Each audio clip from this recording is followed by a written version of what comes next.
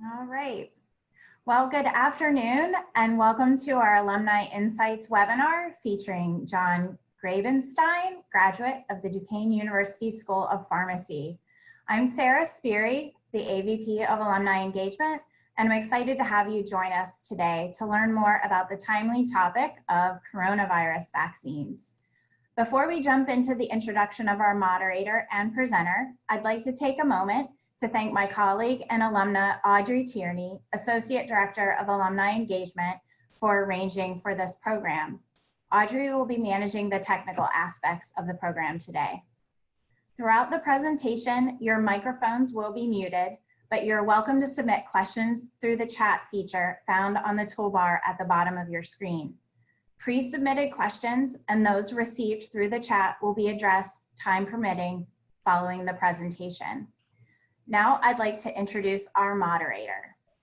Doug Bricker, or Dean Bricker, as many of you know him, recently completed his 14-year tenure as Dean of the Duquesne University School of Pharmacy.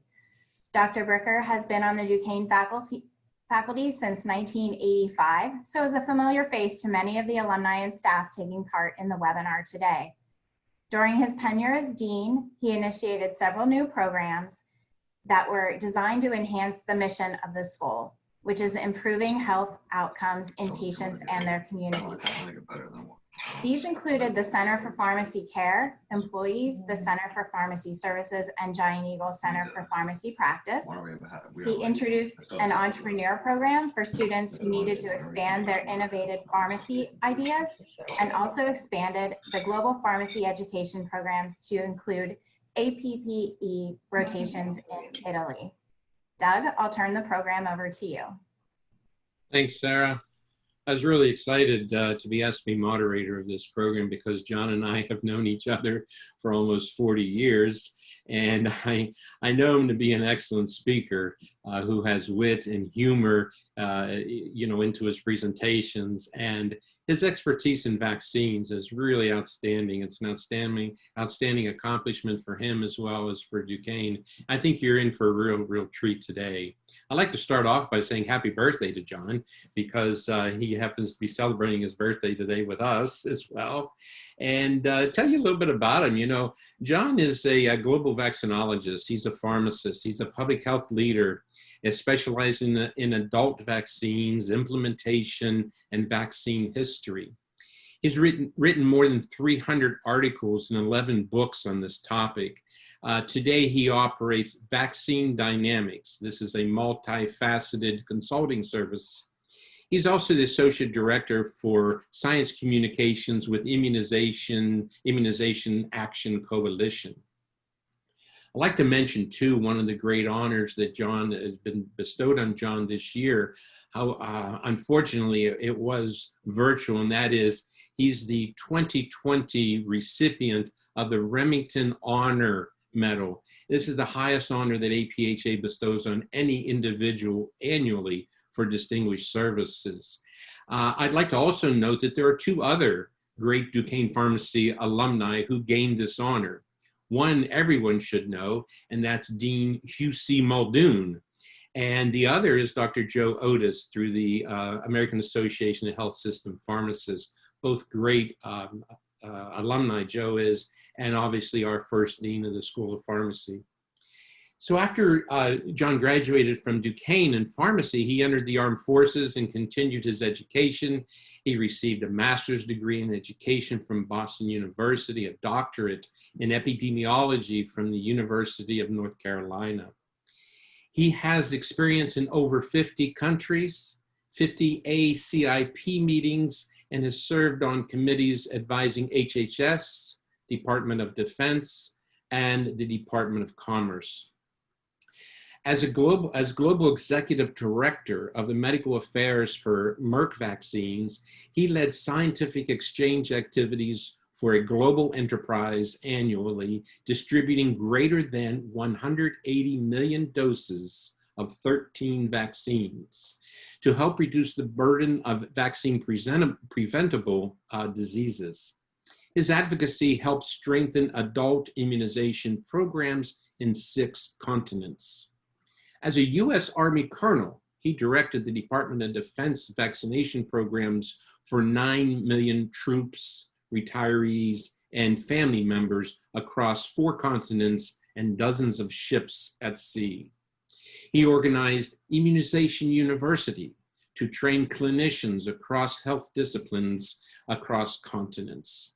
For these reasons and many more, I'm happy to introduce you to Dr. John D Gravenstein to give you information today about the coronavirus vaccine. John? Doug, thanks very much for the kind introduction. It was 45 years ago now, plus in 2 weeks probably, that I moved into St. Martin's dorm on Duquesne's campus, and a year there and 4 more years at Towers. All of my success can be directly attributed to 5 years of eating at the Towers cafeteria. I've been back on campus a few times, but I haven't been to the cafeteria yet since I graduated probably, so I hope everything's well there. Thanks for the chance to share some ideas with you today, and I want to, forgive me if I move quickly through the slides, because I think that if we can get some Q&A going, I think we make sure we answer your personal questions. So my career has been built on vaccines, and I tell people that what I do is 10% immunology and 90% sociology, because where I have spent my time is figuring out what makes people tick in terms of wanting vaccines, fearing vaccines.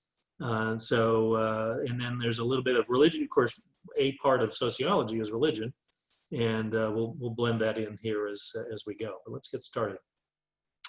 So for those of you who are confused sometimes about which word is right in which circumstance, COVID-19 is the disease that is spreading so widely. A very widely distributed epidemic is a pandemic, and so that's why some of you learned that word, back in February or March or so. So COVID-19 is the disease. The co in COVID is coronavirus. It's a group of viruses. Your dog, if you have one, probably has gotten coronavirus vaccine. This is what we are worried about right now are in the beta group of coronaviruses. They also include SARS, sudden acute respiratory syndrome, that came out of Hong Kong and Toronto back in 2003 or so, and MERS, Middle East Respiratory Syndrome, which actually circulates in camels in the Arabian Peninsula and then occasionally gets into people. That's a coronavirus that causes that as well. And for those of you who love microbiology, the specific one that's in your everyday newspaper is SARS-CoV-2. That SARS virus is SARS-CoV-1, and that's the specific virus. And so we want very specifically a SARS-CoV-2 vaccine, which the newspaper usually, or CNN or Fox tends to truncate to coronavirus vaccine or COVID-19 vaccine, but those are the differences in the words. A vaccine is one kind of medication, so all the pharmacists out there are very familiar with all of the medications, but this is one group of them, and they trigger an immune response, and that brings on protection against disease or infection, but they don't protect themselves. If you give a drug for the heart or an antibiotic or something like that, that chemical acts directly, but a vaccine is different. It causes your body to create its own defenses, to create immunity against a future infection. So other than clean water, this is why I think vaccines are so cool, other than clean water, no other medical intervention has saved more lives. Not antibiotics, not surgery, not transplants, nothing. Thank your plumber and your city water department for the clean water they bring you and take away what goes down the drain. But other than that, vaccines get the credit for the most powerful scientific intervention. They are vaccines. Well, so let's bring the sociology into this a little bit. So what society expects is that vaccines are the safest of all medications. Now, all medications have side effects. Even Tylenol, acetaminophen, has side effects, and so do vaccines. But because vaccines are given to healthy people to keep them healthy, they must be the safest of all medications. And so vaccines are studied in the largest populations of any drug. Those of you who saw in the newspaper or in the media yesterday about Russia licensing a coronavirus vaccine,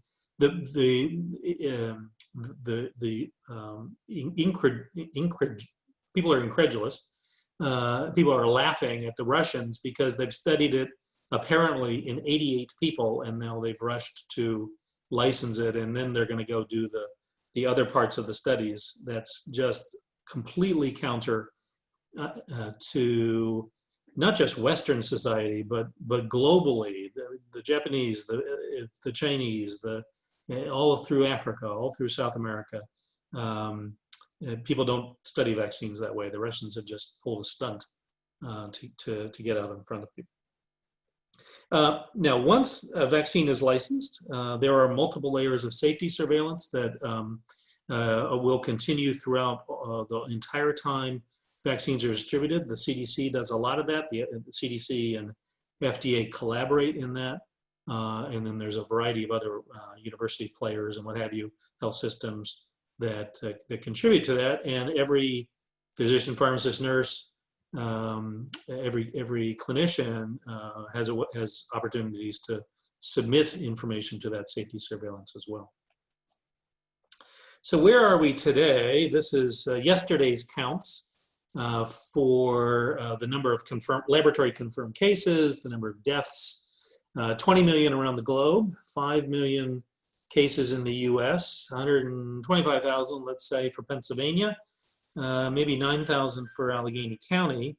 Now, those are absolutely underestimates because they're lab confirmed cases, which means that if you were sick and never got tested, you're not in those numbers. And so that's why they're complete underestimates. And you know, people quibble over some of the meanings of these things and, oh, well, there are false positive tests. Yes, there are also false negative tests. And suffice it to say that these are underestimates. The death toll then is in the other column. And this is not as bad as the death toll in the 1918 influenza pandemic, but still, you've seen how society has been completely disrupted. Commerce, education, transportation, all those elements of society. I have over here the most recent Pennsylvania map, or within a few days. You can see that, you know, things started, alarm bells started ringing in March, let's say, and by April and May, we were well disrupted. Things got better by and large, and then case counts have started rising. So you may remember back in the spring, people saying, oh, well, when the summer comes, everything's going to get really, you know, the virus is going to go away, except the virus didn't go away. And the virus is here and back, and thankfully that curve is trending down again. But the virus is going to be with us until there is something that stops the virus from doing what viruses love to do, which is spread to other people. And so masks help with that, vaccines help with that, distance helps with that. But we should expect this virus to just settle in for, you'll hear me say, you know, I want immunity for the next 10 years. And we got to figure out a way to do that. So I'm going to give you just enough scientific information about the vaccines to make you the envy of your friends. So first of all, there's over 200 different candidates in some stage of development. I do some work for a client, and we're tracking 11 of them closely. They're the ones that you usually see in the newspapers. I don't know, maybe Doug has a 201st candidate in the basement of Mellon Hall somewhere. There's a bunch of these we'll never get very far because there's just not enough money to bring them along. But there's lots of things being attempted. And basically, what I tell people is every one of the categories of traditional vaccines is being attempted, and some additional new ones that are new technologies, essentially, that will be tried. So you're familiar with live vaccines. You think that the MMR vaccine, the FluMist spray, Sabin's oral polio was a live vaccine. There are inactivated or vaccines. The Salk polio injection is one of those. Hepatitis A, rabies, most flu shots are basically in this row. Then we can take not just the whole virus, we might just want to take a piece of the virus and make it into a vaccine. There's a couple of examples of those. And then there's two new technologies that have been sort of percolating in the background, on the back burner, various modest attempts to bring them along, and then all of a sudden the accelerator hit, and now these two technologies are being tested, and things are looking good. Nucleic acid vaccines is the category based on RNA or DNA. These are proteins they're blueprints, essentially. They're a protein that tells the body to make another protein. And you can either just inject that blueprint directly, or you can give another virus that has that blueprint in it to make that other protein of interest. And these proteins in each of these cases cause the body to induce immunity, hopefully. And that's how a vaccine works. Now, these mRNA and DNA vaccines are brand new technologies. They've never been used in never been licensed for humans before. There are some veterinary vaccines that use that technology, relatively new ones. And the only existing examples of these viral vector vaccines are some very recent products that have been found effective in preventing Ebola disease. And but other than that, these last two rows are pretty new. Now, these are the same 5 categories, and I mentioned that for that other client, I'm watching 11 of them, and these are the 11. These two are Chinese companies. Chinese companies. They're probably not going to come to the U.S. or Europe. Some of you will recognize Novavax, Sanofi. Moderna's in the financial papers a lot. BioNTech and Pfizer. That's their stock code. Inovio, and then these others, and then they've got fancy designators where company names will give sequential numbers to their products as they're working their way through the research pipeline. So yeah, the 11 they're in trials. They have a lot of money behind them, so they're likely to follow, to have enough money to carry all the way through, and they've got a way to make a substantial millions, tens of millions, hundreds of millions of doses production capacity, and so that's how I narrowed it down to these. So four of the same categories, and let's branch out into the religion aspects of the sociology a little bit. These are the company names. And then where do you grow the virus that you eventually inactivate, or where do you grow the virus or how do you create that subunit? Where do you get your RNA from? Where do you grow these viruses that are the vectors, the carriers of the products? Well, in most of these cases, or in this first row, they are monkey cell cultures called Vero cells. In the subunits, it's actually this SF9 is a kind of caterpillar, and that caterpillar combined with a particular virus makes this subunit. So there's no ethical problems there. We're going to get down to this. Well, let me go through the third row.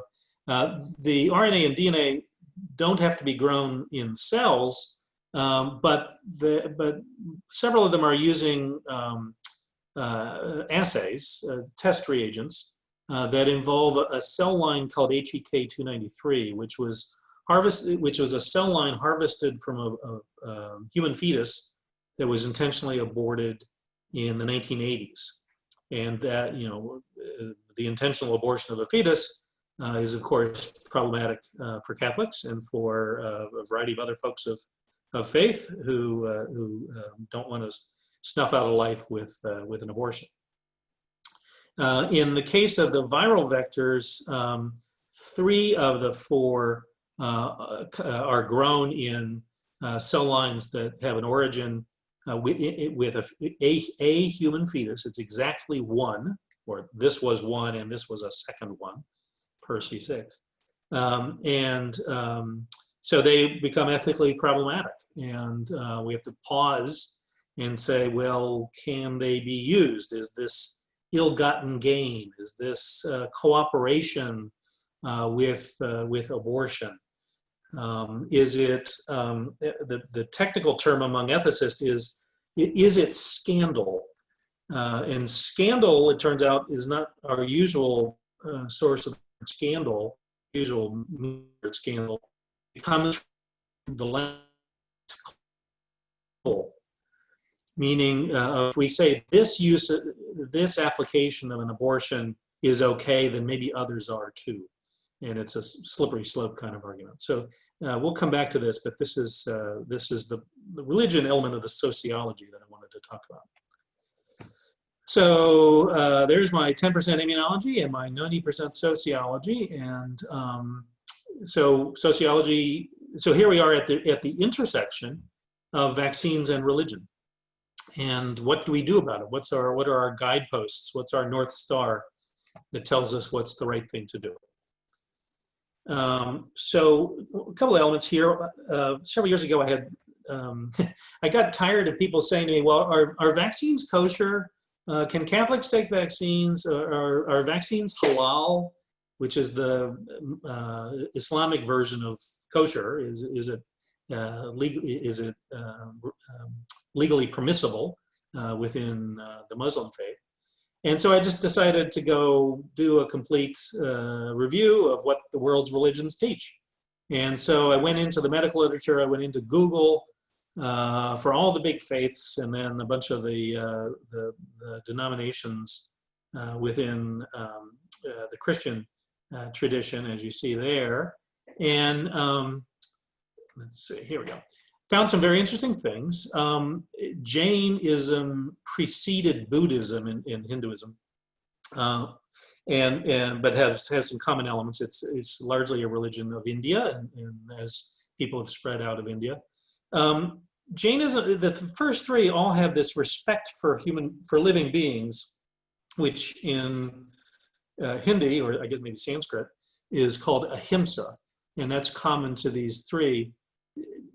Jain monks take this so far that they're reluctant to boil water because it would kill the bacteria in the water, and they are reluctant to use antibiotics. And it's a really extreme, but it's also only held for the monks, the nuns of the faith, not for the average practitioner. But still, they get vaccinated because there is a common through all of these religions is this desire to preserve life, and so they actually do get vaccinated. I found no. Many will know of the Hindu reluctance to eat beef, and they treat cows as minor divinities and that sort of thing. There's no reluctance in Hinduism to get vaccinated, even if there's a little bit of bovine gelatin in the vaccine. Buddhism, similarly, in fact, at this point, I begin to collect passages from the holy books of these religions that bring out this, this desire to preserve health, keep the body in good health is a duty. In Judaism, really fascinating examples I found. Again, a duty to protect life. One should not stand idly by. And one of the most telling ones was parents have an obligation to teach their children to swim. Parents have an obligation to teach their children to swim. Why? Because drowning is a foreseeable hazard. And so you should try to prevent it. Well, infections are a foreseeable hazard. So you should try to prevent it. And so the analogy grows that even, when people, early on with smallpox vaccine would pass through villages, and it might be the Sabbath, and they should rest on the Sabbath and shouldn't do anything on the Sabbath, the rabbis would say, but it's okay, but he won't be back for another year. It's okay to get vaccinated on the Sabbath. And are vaccines kosher? Well, kosher rules only apply to food, oral things. They do not apply to medication. And of course, most vaccines are injected, not swallowed. But even the ones that are swallowed, it's not relevant. So yes, vaccines. Well, kosher. Let's put it this way: kosher rules don't apply to vaccines. Christianity, there is no objection to vaccination in Christianity, the only exception are Christian Scientists, the Church of Christ scientists. But that is a whole different issue where they are preaching that the disease is not real, but rather it's an illusion caused by the devil, and therefore one prays to be relieved of the devil's influence. But even they say, go ahead and follow the law and get vaccinated. And then in Islam, many similar things. There's a law to protect life. There's the principle of public interest. And Muhammad is quoted as saying, God has not made things that are unlawful for you to consume to be your medicine. And so do religions say you shouldn't get vaccinated? No, they do not. In fact, they say, keep the body healthy. Now there's a whole bunch of details in there, but anyway, that's the quick version. And then we come to abortion. And it has been known for 20 years or so that some vaccines are grown in these cell lines called WA38 and MRC5. That's where the viruses are propagated or mass produced. But they each come from one aborted fetus in the 60s.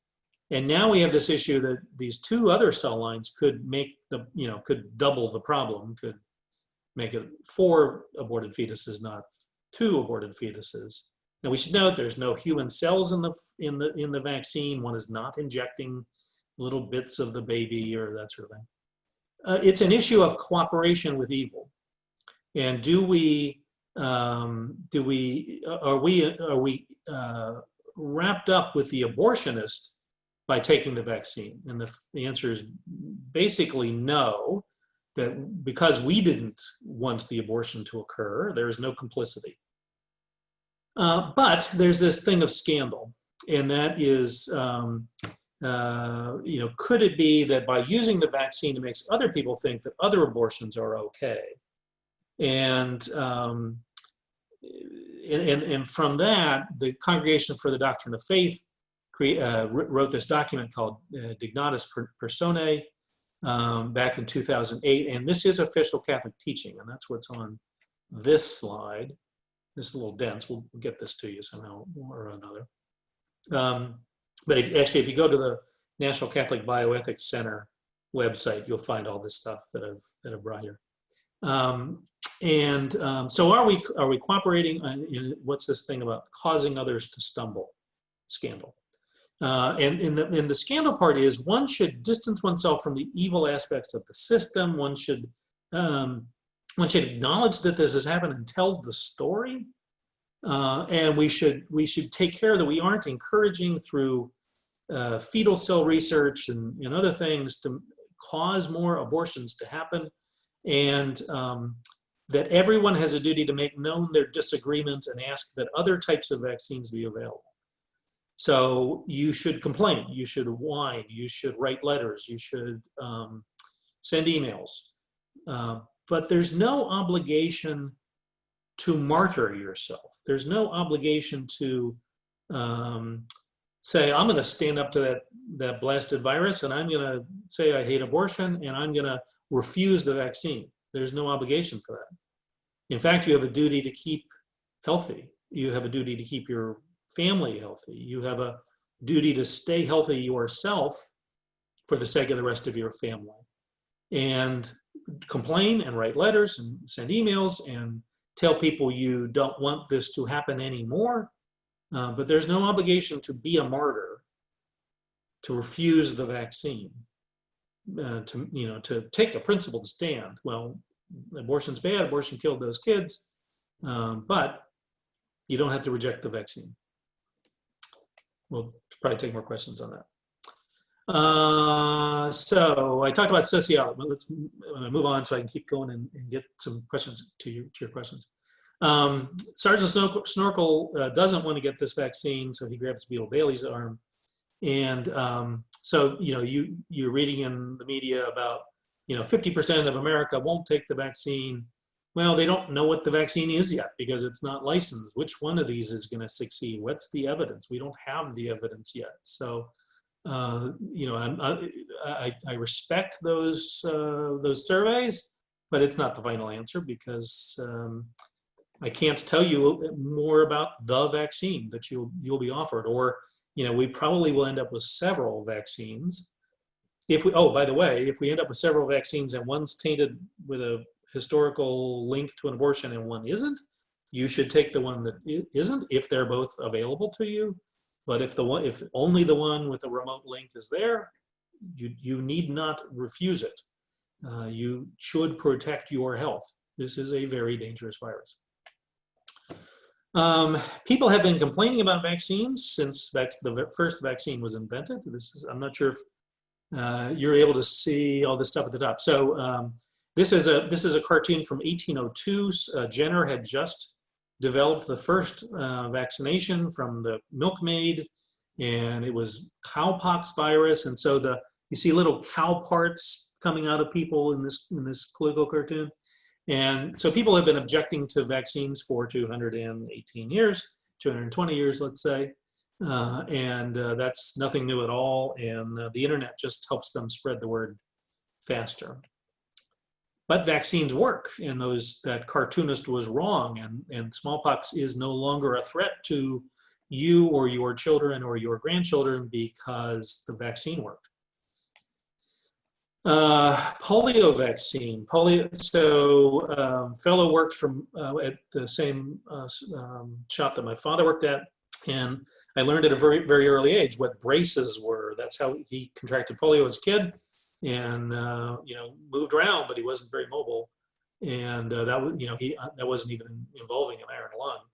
But when so this is Salk here.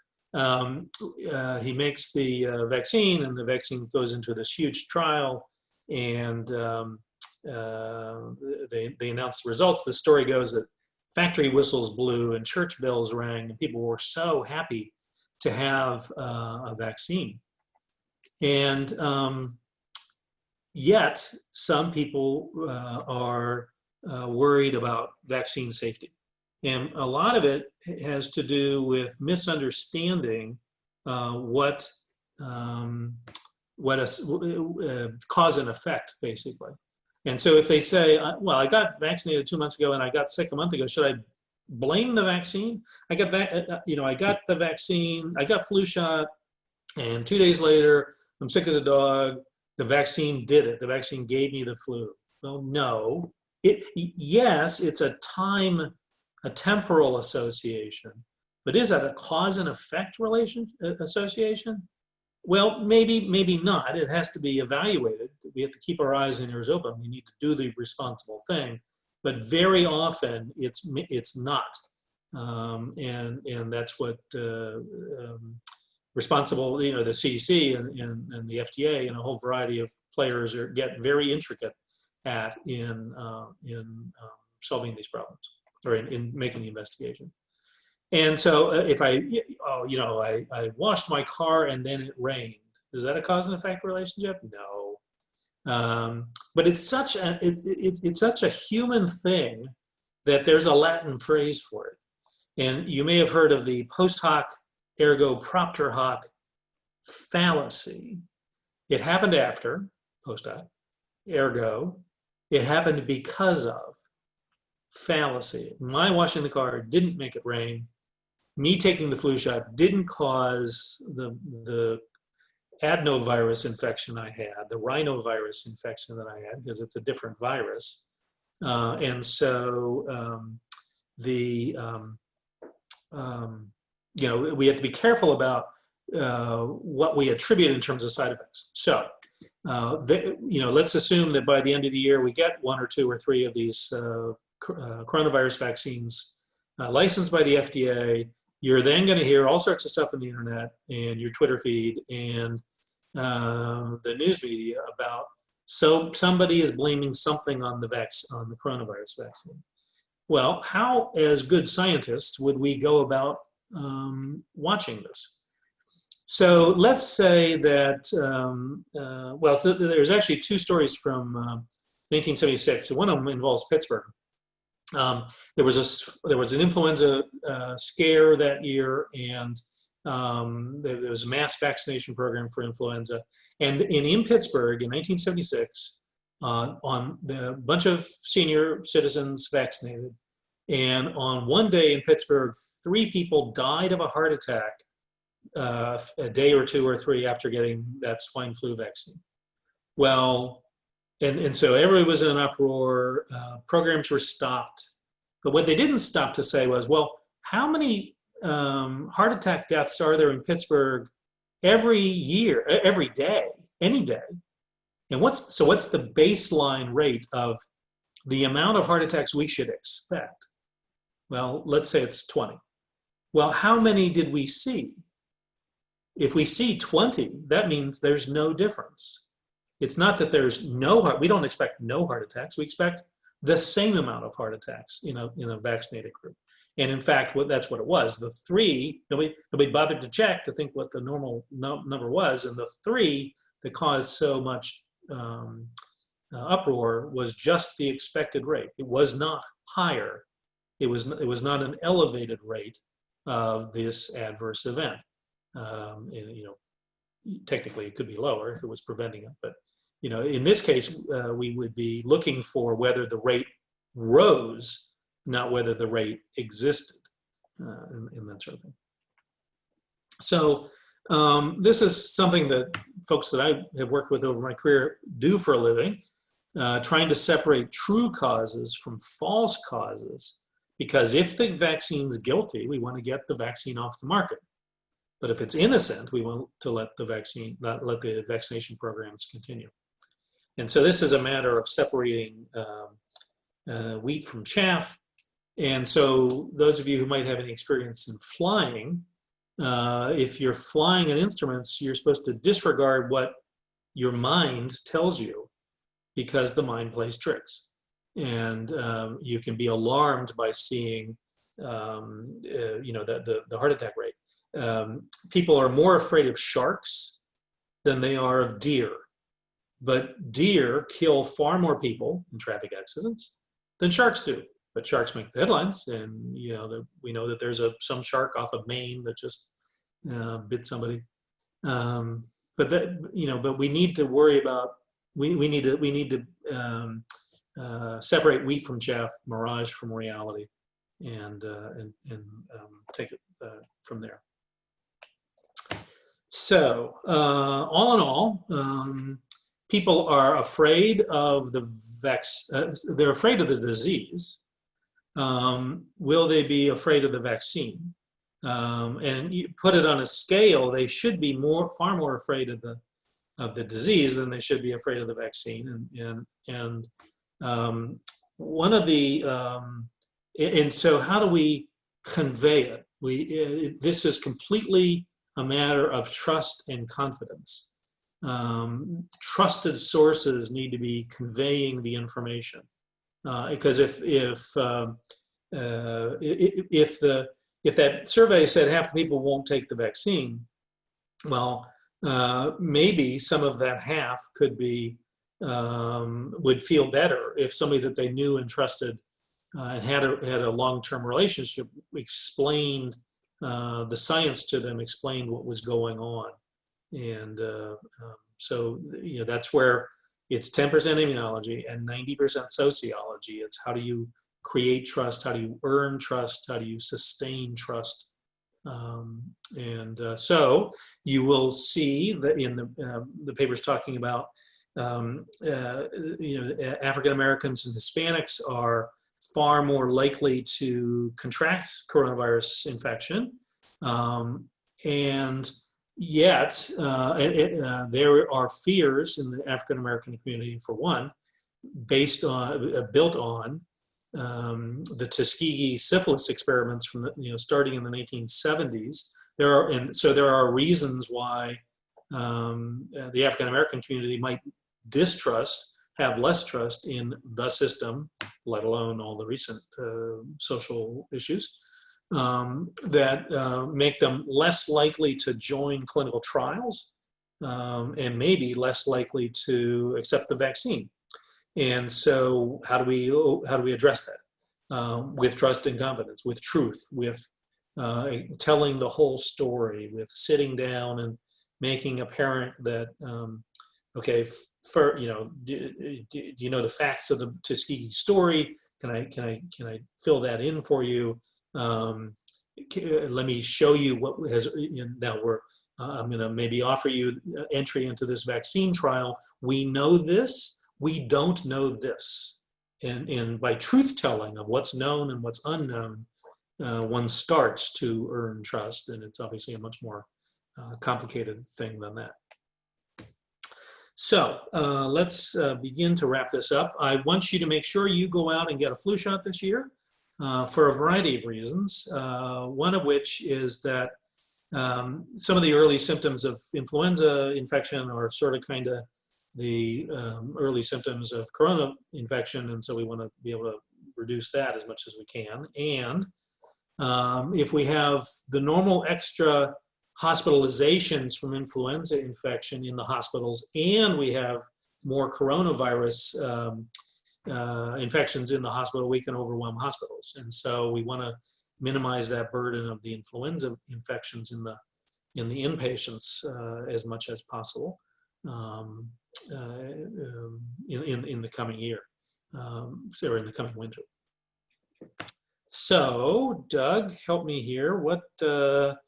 We had the pre-submitted questions, so let's see how I did at some of those. You want to take me through these, or do you want me to read? Sure, I'd be happy to, John. First of all, thank you very much for such a comprehensive overview of not only just coronavirus, but immunizations in general, as well as, what vaccines will do and all of the fears and mistrusts and well as confidence. Really appreciate that.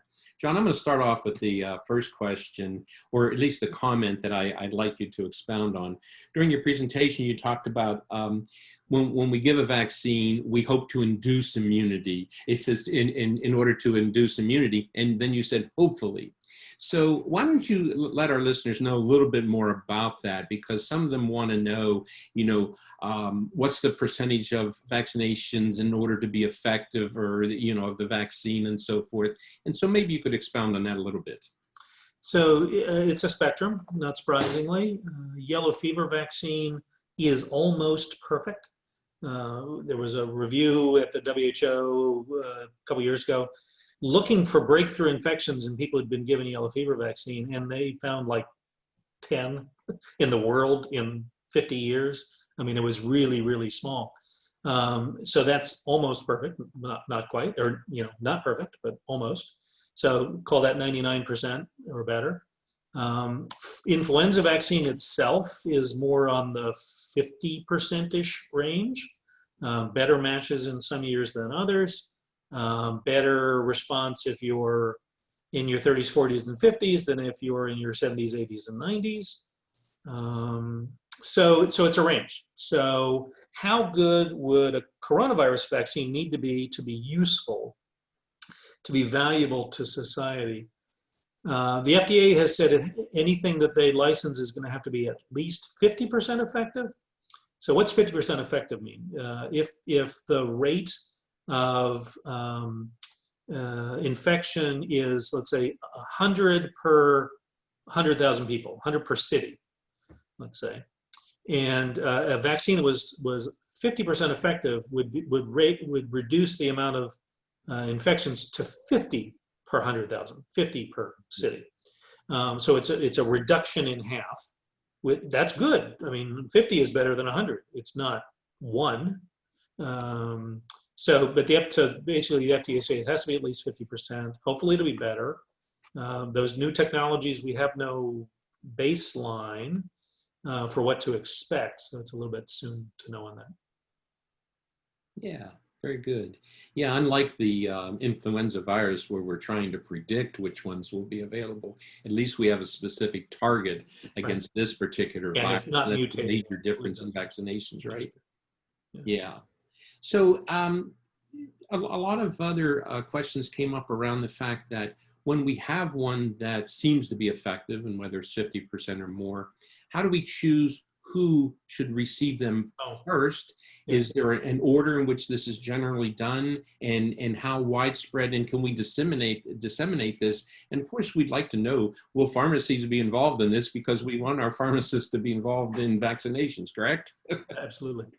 Yeah, so the reason for that is people are far more likely to get vaccinated if it's convenient than if you got to jump through a bunch of hoops. So who's going to get vaccinated first? So in the church bells will ring and the factory whistles will blow and all that, and we'll have the first 1 million doses, or we'll have the first 10 million doses, whatever. It'll be some combination of occupation and health status. And the precise, am I in group 1 or am I in group 4, is being worked on by CDC and a group called the National Academy of Medicine, which is a bunch of both medical types and sociologic types, or human factors, because they're talking about equity. And, okay, the ambulance workers and the ER staff. Well, what about housekeeping? What about grocery store workers? What about teachers? What about, the long haul truckers, the electrical line maintainers? Who keeps society running? And so that was all, everything I just said then was occupation. But African Americans and Hispanics and some other groups have, Native Americans, have higher attack rates. So on the sociologic demographic side, who deserves it? Who would benefit most from it? Where do you get, in that first few months, you're not going to have enough to go around. So how do you get the most bang for your buck? What's the right answer in an ethical sense? And so there'll be some committees and they'll come up with some lists, but it'll be a combination, I think, of occupation and and then what about nursing home resident, health, underlying health states, where do diabetics fit in there? What a diabetic long haul trucker, you get all those combinations of things. Sure. So what do you think the percentage population that needs to be vaccinated before we think we'll get this under control, if you will, or possibly elimination of the virus? So people will have heard this thing called herd immunity, maybe, which is the more people who are vaccinated, it comes from cattle, sorry, but the more people who are vaccinated, the less efficient transmission is from one person to another. If the virus bumps into somebody who's immune, it doesn't go further. So the most important thing is personal protection. So you want 100% of you vaccinated to start, or your family, your loved ones, your long haul trucker, your grocery store worker, and then the more people who are vaccinated, the less efficient the transmission becomes. With some, measles is so easily transmitted, you need 90+% of people vaccinated. Otherwise, it finds ways to infect other people. We don't really know that with corona quite yet, but when 50% are vaccinated, transmission will slow. When 70% are vaccinated, it'll slow more. What will it bring it to a screeching halt? Nobody really knows. Yeah, as a follow-up to that, one of our viewers asked, what those who receive the vaccine, will we have to confirm that with a serum antibody test to make sure that the vaccine took effect in essence? No. In the region, very few vaccines ever get a lab confirmation. I mean, veterinarians have their rabies titers checked, rabies vaccine levels or antibody levels checked. Healthcare workers might for hepatitis B, but it's an unusual circumstance. And right now, all that testing capacity, looking for infection, is saturated. So you wouldn't throw another test into that mix. Yeah, maybe keeping in this line, do you have any prediction whether or not boosters would be required, or is that going to wait? Are we going to have to wait until we see which actual vaccine takes prominence? Yeah, we need to study it in real time. I mentioned with yellow fever, there were no breakthrough infections. Well, then you don't need a booster, or you don't need one for quite some time. And that's what we'll just have to wait and see. This is moving remarkably fast, and we just have to wait and see. We're gonna have virus come back for quite some time. So as I said, I want 10 years of immunity. Now I don't know whether that's going to be one dose is going to cover me the whole 10 years, or if I need to get 10 doses. See, yeah. And like shingles vaccine, where we used one vaccine for a while and we found out that we might have a more effective vaccine. This type of situation is what you're really referring to, right? Right, exactly right. And so for whether you're a pharmacist or not on the call, everybody should make sure you keep records, electronic record ideally, but have them give you a wallet card or something in writing. So that, because several of these are going to be 2-dose products, get a dose now, come back in 3 or 4 weeks for the second dose, and you're not immune until you get the second dose, probably. And when you come back, if you got dose A or brand A for dose 1, you want brand A a second time. It may get confusing if multiple vaccines succeed as to which one. If you'll indulge me, a pet peeve, one of the comments was, who's going to win the race? Which company is going to win the race? And it's not a race. We want all of the students to pass their exams and graduate and get their diplomas, get their licenses. And ideally, we'd have all of these vaccines. Then we can get into I'd rather have the one not tainted with a historical link to abortion and all that. But at the moment, we got a gigantic pandemic that we got to get quelled. Absolutely.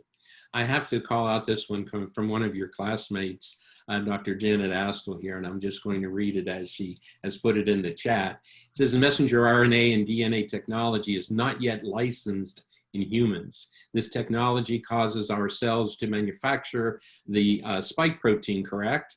Right. This then stimulates our bodies to create antibodies. The question is whether or not this is a permanent change to our cells. In other words, when these cells reproduce, does the new code inserted by the messenger RNA/DNA get passed along into perpetuity? And I didn't know Janet had such a science background these days. My classmate. I think she was class president. Absolutely. 1980 was a great year. It is not a permanent change in the germ line. So it happens and it's gone. So the ultra nerdy techno detail. There's some that might replicate 2 or 3 times and then fade away, but this is not gene therapy. Incorporating the genome. Yeah. So let's change directions just for a little bit. We'll come back to these kinds of questions. You did talk about the fetal cell lines and so forth, and I was wondering how necessary was it to use those fetal cell lines back in those days in order to produce those vaccines? Was it absolutely necessary? We know that some viruses grow better on monkey cells. We know some viruses can grow on the top of an egg in the cam, etc. Well, did we have to use them? Pretty much. I won't say absolutely, but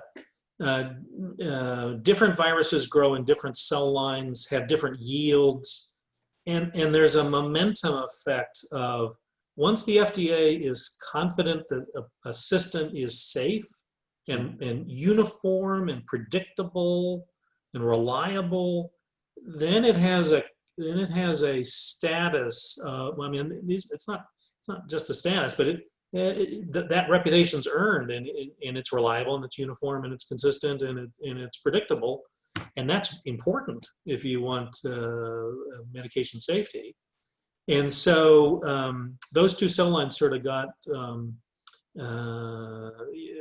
WI38 and MRC5 had that going for it. Nowadays, so that was technology of the 70s and 80s. I'm helping the National Catholic Bioethics Center work through this, but molecular biology has advanced to the point where that HEK293 is embedded in all sorts of technologies, all sorts of assay systems, and I'm to a certain extent, we got to be careful about, we have to be thoughtful about digging and what we're going to find when we go dig, that it could be in a lot of things we aren't particularly sensitive to. The other piece that is sort of applicable here is, well, why did these companies get into, so I'm talking, that was about the assays. Now, the adenovirus vector and where it's the production line. Why did the companies go down that road? Why didn't they pick a different road? It was sort of like when the alarm bell rang, everybody grabbed the technology that they had, that they knew the best. And then all these companies went off and started creating their own products. And the woodworkers did a woodworking solution, and the painters did a painting solution. And people who were motorheads in the garage went off and did a mechanical, everybody took what they knew best and carried it forward because they could actuate it. They could apply their knowledge and understanding the fastest, and that's sort of why we're where we are. Okay, thanks. Thanks for that answer. There's a couple questions were in the concern about, the vaccination, and maybe with vaccination there could be mutations of COVID-19, and and will it make us more susceptible to other viruses? So let's try to answer that one. Yeah, simple answer is no. Yeah. Coronavirus is much more stable than influenza is. Influenza keeps mutating. The things on its surface keep changing each year, and that's why you may not realize it when you go get a flu shot, but the vial has the years on it. What you'll get in the next few months is the 2020-21 formulation of the vaccine, because it changes that reliably, predictably. Coronavirus mutates just a little bit, and not at the spike point, not at the place where the virus or the vaccines are being targeted. So that seems to be very stable there. Very good. Another question comes in that says, will people who have previously tested positive for the coronavirus not need to get a vaccine? And are they naturally immune on their own? That's a good one. We don't know yet. You can't hurt an immune person by vaccinating them. So if I'm immune to measles and I give you measles, or if I'm immune to measles and I get measles vaccine, nothing happens. The vaccine's neutralized. So it can't be harmful. Is it necessary? Would it be valuable? Yeah, is a second question. I don't know yet. Durability hasn't come up yet, and it almost always does. If I get the vaccine, how long will it last? Right. Nobody knows. If I got infected, how long will, if you get chickenpox, you don't get chickenpox again, that kind of stuff. We don't know that yet with SARS-CoV-2 about, is it lifelong immunity that you get? So, don't know. Yeah. When the vaccine, or whichever vaccine does become useful, is this going to be for adults only? Will there be a pediatric version? So almost all the trials so far are age 18 and up. In the development of any medication, you start with adults and then you work your way down stepwise through the ages. And 2-month-olds are the last, ever tested. So the trials now are going to have to get repeated with children, and they probably will, because the attack rate is lower. They'll be looking for what's called a bridge, an immunologic marker, a blood test. That we know that if you got this much of this marker in an adult, and you got and it was protective, well, I'm going to go look for children and see if I can get this marker without having it the same level or higher, and not have to do an efficacy trial, a disease prevention trial, but a laboratory trial. Sure. So as we wind down a little bit with these questions, John, I'd like to kind of conclude with an overall question about providing immunity and using vaccines in general, the relationship with retail pharmacy. And one of the questions that keeps popping up among our viewers is, how do you dispel some of the negative stigma associated with vaccines? You did address this to some extent in your presentation. And do you have any other strategies that health professionals can use in order to really promote this healthy environment and making sure that we are using preventive medicine as we can here? I'll give the example of my parents. I've been involved with vaccines for a long, long time. It took me 6 or 8 years to get my mother to go get a flu shot every year, and an additional couple of years for my father. So some people say yes the 10th time you ask them, not the first time you ask them. But it comes back to that trust and confidence piece, and this is why pharmacists and I suspect we have nurses on the line too, and this applies. It applies to any health provider. If my relationship with you is a trusting one and a familiar one, which trust is part of that, you're more likely to agree with me, to accept my advocacy for you to be vaccinated. And of course, the proximity of pharmacists in the pharmacy to so many people without an appointment, nights and weekends, all that kind of stuff, is a major advantage. And it's not for the African American pharmacists to talk to the African American community. Everybody needs to be talking to the skeptical of whatever ethnicity or background, and it's a reassurance piece. It's okay. I hear yes, the Tuskegee syphilis thing was a bad thing. Should never have happened. Here's today's situation. Here's all the safeguards that have been gone through. I got the vaccine myself. That's a testimonial type kind of approach. I got it from my family. Those sorts of things. But it boils back down to trust and confidence. Yeah. Truth telling. Yeah, absolutely. Well, again, thank you for such a well-rounded presentation. Hopefully our alumni and friends that are here listening gain some insight to this. Sarah, would you like to wind us up a little bit here? Absolutely. I'll take us from here. Thanks so much, John, for your great presentation, especially on your birthday. Thanks. And thanks for answering all those questions from the group. I think that everyone who viewed the presentation today found it extremely informative and insightful. Thanks, Doug, for your expert moderating skills and your assistance with the program today. Thanks to all our alumni and friends for attending today's Alumni Insights. In a follow-up email, all participants will receive a copy of the recording for your reference and sharing. We'll also include John's contact information. So if you didn't have a question answered and you want to reach out to him, I'm sure he'd be happy to follow up with you on that. If you are an alumnus that is interested in presenting an Alumni Insights program, a link to the presenter application will be in your follow-up email. So have a great day, everyone. Stay safe, get your flu shot, and as always, go Dukes. Thanks, everyone.